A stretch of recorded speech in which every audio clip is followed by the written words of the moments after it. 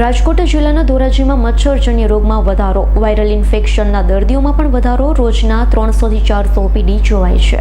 ધોરાજીમાં રોગચાળાએ માંદા મૂકી, તાવ, ઉધરસ, શરદી, ઝાડા ઉલટી અને મચ્છરજન્ય રોગોના દર્દીઓમાં વધારો જોવા મળ્યો.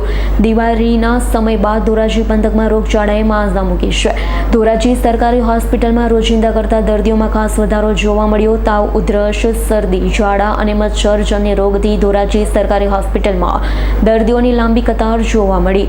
ધોરાજી સરકારી હોસ્પિટલના ખાટલાઓ પણ દર્દીઓથી ભરેલા જોવા મળ્યા. ધોરાજી સરકારી હોસ્પિટલમાં રોજ કરતા દર્દીઓની ઓપીડીમાં 300 થી 400 દર્દી જોવાય છે. જી, હું ડૉક્ટર રાજ બેરા, મેડિકલ ઓફિસર, સરકારી હોસ્પિટલ ધોરાજી. હાલના દિવસોમાં ધોરાજી સરકારી હોસ્પિટલમાં રોજની એવરેજ 300 થી 400 ઓપીડી રહે છે, જેમાં તાવ, શરદી, ઝાડા ઉલટી વગેરે પ્રકારના કેસો જોવા મળે છે. ધોરાજી સરકારી હોસ્પિટલમાં રોજના 15-20 જેટલા દર્દીઓ દાખલ હોય છે, જેમાં તાવ, ઝાડા ઉલટી વગેરે દર્દીઓ છે. તાવના જે દર્દીઓની વાત કરીએ તો એની અંદર રિપોર્ટમાં પ્લેટલેટની સંખ્યા ઓછી હોય એ ટાઈપનો તાવના દર્દીઓ છે, જે મોસ્ટલી વાયરલ ફીવરની અંદર જોવા મળે છે. ઉપરાંત મચ્છર દ્વારા બી અત્યારે તાવની કેસોમાં વધારો હોય છે.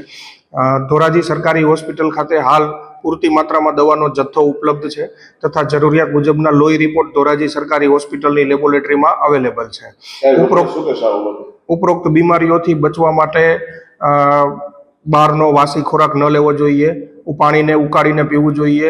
ઘરની આસપાસ કોઈ પાણી ભરાયેલું રહેતું હોય તો એ પાણીનો ભરાવો નાશ કરવો જોઈએ. Bureau report, S9 news, Dhoraji. અમારી તમામ માહિતીથી અપડેટ રહેવા માટે જોડાયેલા રહો S9 ન્યૂઝ સાથે.